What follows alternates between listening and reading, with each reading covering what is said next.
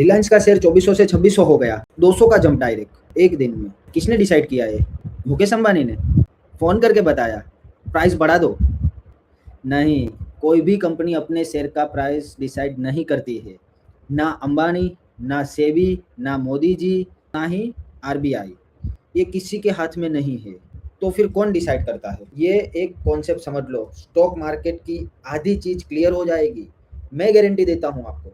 इस वीडियो के बाद तुम बोलोगे बस इतना ही था। चलो शुरू करते हैं। तो डिमांड एंड सप्लाई सुनने में बोरिंग लगता है ना? दो चीज याद रखो, एक तो है डिमांड, कितने लोग खरीदना चाहते हैं, जिसे हम बोलेंगे बायर्स। दूसरा है सप्लाई, कितने लोग बेचना चाहते हैं, जिसे हम बोलेंगे सेलर्स। ये दोनों आपको ध्यान में रखना है। और प्राइस ये इनके बैलेंस से डिसाइड होती है ऑटोमेटिकली। आप ऐसा सोचो कि एक तोला है, एक तरफ बायर्स बैठे, दूसरी तरफ सेलर्स बैठे, ठीक है। अगर बायर्स वाली साइड भारी है, तोला मतलब जो वेट करने का आता है ना वो तोला, अगर बायर्स वाली साइड भारी है मतलब ज़्यादा लोग खरीदना चाहते हैं, तो प्राइस कहाँ जाएगा? प्राइस ऊपर जाएगा। क्यों?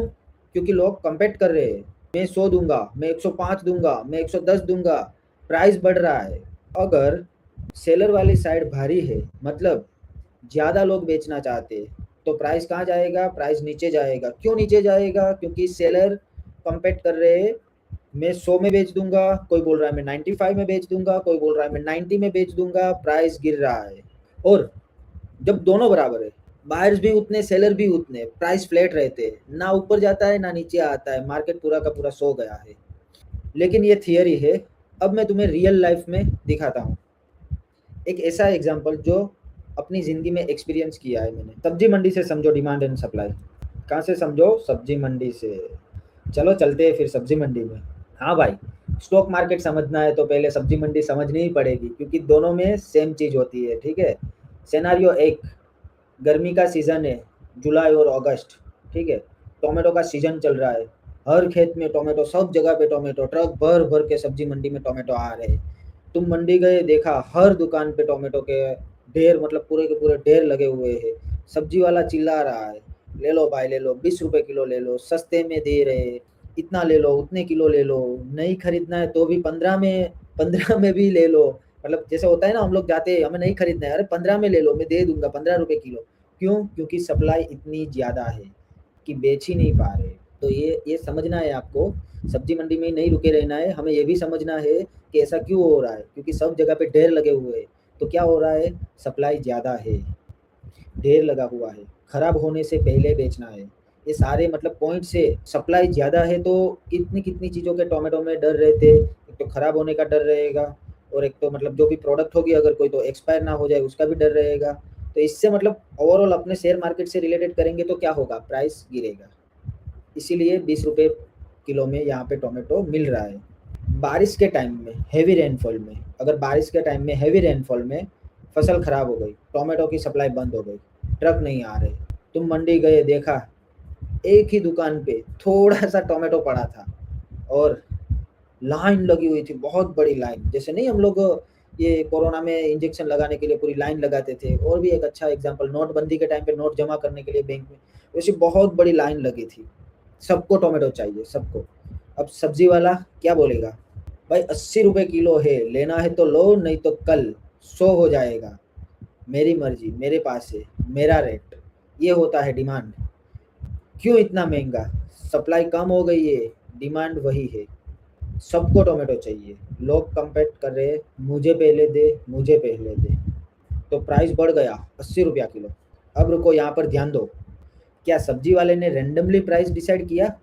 नहीं किया। क्या गवर्नमेंट ने बोला आज से 80 रुपए किलो कर दो? नहीं, प्राइस खुद डिसाइड हुआ, सप्लाई और डिमांड का बैलेंस से। कैसे हुआ? ऑटोमेटिकली। और यही चीज़ स्टॉक मार्केट में होती है, हर सेकंड, हर स्टॉक में। टोमेटो इज इक्वल टू, आप शेयर समझ लो, customer is equal to buyer समझ लो, और सब्जी वाले को सेलर समझ लो, बस इतना सा ही फर्क है, बाकी फंडा सेम है। अब टोमेटो को छोड़ दो, शेयर की बात करते हैं, ठीक है। तो टीसीएस का शेयर ले लो या रिलायंस का, किसी का भी ले लो, वो उसको तुम तुम्हारी प्रोडक्ट समझो।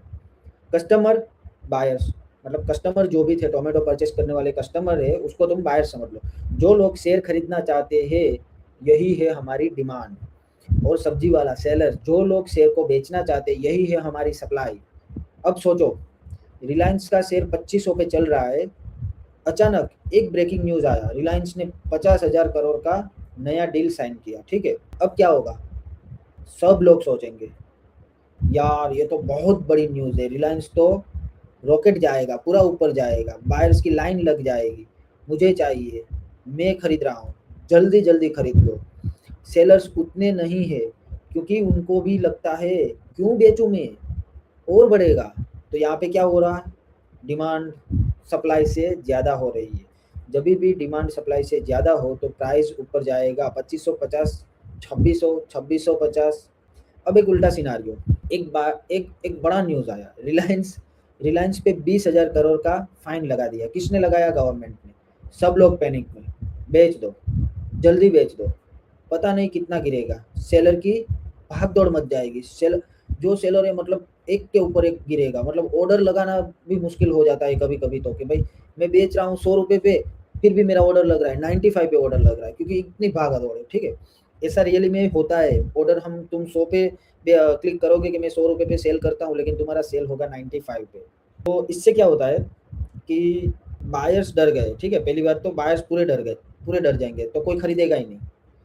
तो इस केस में क्या कंडीशन लगेगी? डिमांड छोटी है सप्लाई से, मतलब सप्लाई बड़ी है डिमांड से, तो प्राइस कहाँ जाएगा? नीचे जाएगा। 2450 से 2400, फिर 2350, इस तरीके से प्राइस नीचे जाएगा।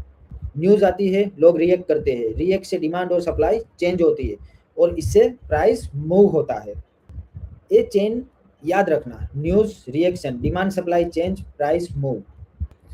अब थियरी छोड़ दो, रियल चीज़ देखते हैं। दो एग्जाम्पल, एक में पैसा अपना, एक में पैसा डूबा। पहला एग्जाम्पल हम लोग लेते हैं टीसीएस का। जनवरी में टीसीएस का क्वार्टरली रिजल्ट आया, कंपनी ने बोला हमारा रेवेन्यू 15% बढ़ा है, प्रॉफिट रिकॉर्ड लेवल पे थे, मतलब जो उनका प्रॉफिट रिकॉर्ड होगा वो पूरा एक लेवल पे है। अब मार्केट में क्या हुआ? न्यूज़ आया, ठीक है। इसके ऊपर मतलब देखो तुम, न्यूज़ आया, पॉजिटिव न्यूज़ आया, लोग सोचते हैं टीसीएस तो कमाल का है, ग्रोथ हो रही है, सब खरीदेंगे, बायर्स की लाइन लग जाएगी, सेलर कम है, उनको भी लगता है और बढ़ेगा, क्यों बेचे हम लोग। तो डिमांड ज़्यादा हो गई सप्लाई से, तो रिजल्ट क्या होगा? प्राइस 5% ऊपर चला जाएगा एक ही दिन में। तुम अगर 1 लाख लगाए टीसीएस के अंदर, तो एक दिन में 5,000 का तुम्हें प्रॉफिट मिल जाएगा, सिर्फ इसलिए क्योंकि डिमांड बढ़ गई है।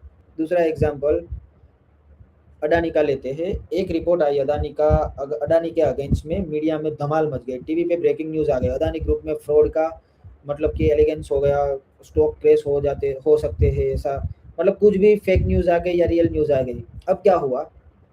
पहली बात तो ये नेगेटिव न्यूज़ आई, तो नेगेटिव चीज़ें ज़्यादा वायरल ज़्यादा होती है, और बाइंग जितनी तेज होती है उससे डबल सेलिंग बहुत ज़्यादा होती है, पूरी पैनिक में सेलिंग होती है।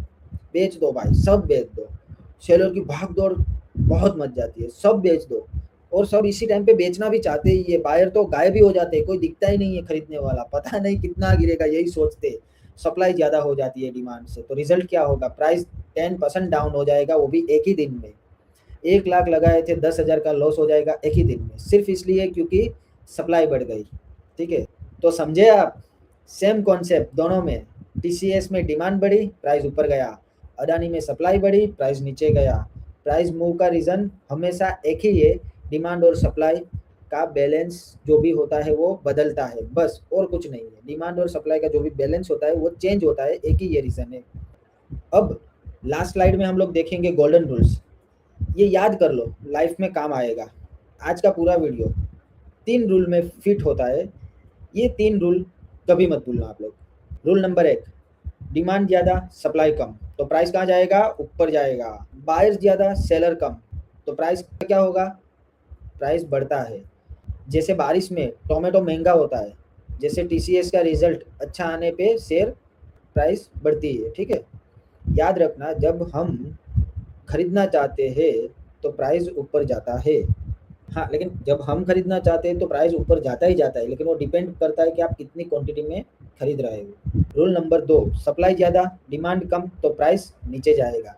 सप्लाई बहुत ज़्यादा है लेकिन उसकी डिमांड ही नहीं है, तो प्राइस नीचे जाएगा। सेलर ज़्यादा है, बायर्स कम है, तो प्राइस गिरता ही गिरता है। जैसे सीजन में टोमेटो सस्ता हो जाता है, उसी तरीके से जैसे अदानी पे बैड न्यूज़ आने पे शेयर कैसे गिरता है, उसी तरीके से याद रखना, जब बेचना चाहते हो तो प्राइस नीचे ही गिरता है, लेकिन वॉल्यूम पे डिपेंड करता है। रूल नंबर 3, डिमांड और सप्लाई दोनों अगर इक्वली होते हैं तो प्राइस फ्लैट हो जाता है, एक मार्केट सो जाता है, दोनों बराबर हो जाते हैं। ये पहला कॉन्सेप्ट हम लोग समझ गए हैं, तो स्टॉक मार्केट का जो भी फाउंडेशन है वो क्लियर हो गया है अभी, और इसके बिना कुछ समझ नहीं आएगा। इसको समझना ही समझना है कि स्टॉक कब ऊपर जाएगा, कब उसकी डिमांड बढ़ती है, कब सप्लाई बढ़ती है। तो ये वीडियो सेव कर लो, बाद में काम आएगी आपको देखना। अगर आपको कुछ सीखने को मिला है तो लाइक कर दो, सब्सक्राइब कर दो, क्योंकि नेक्स्ट वीडियो में बीड आस्क प्राइस और मार्केट डेप्थ समझाएंगे। वो समझ में आ गया तो तुम कोई भी ब्रोकर के ऑर्डर का बुक आराम से पढ़ सकते हो। और बेल आइकन जरूर दबाना। कमेंट में एक काम कर दो, लिख दो डिमांड एंड सप्लाई समझ में आ गया। मिलते हैं नेक्स्ट वीडियो में, सीखते रहो और ग्रोथ करते रहो।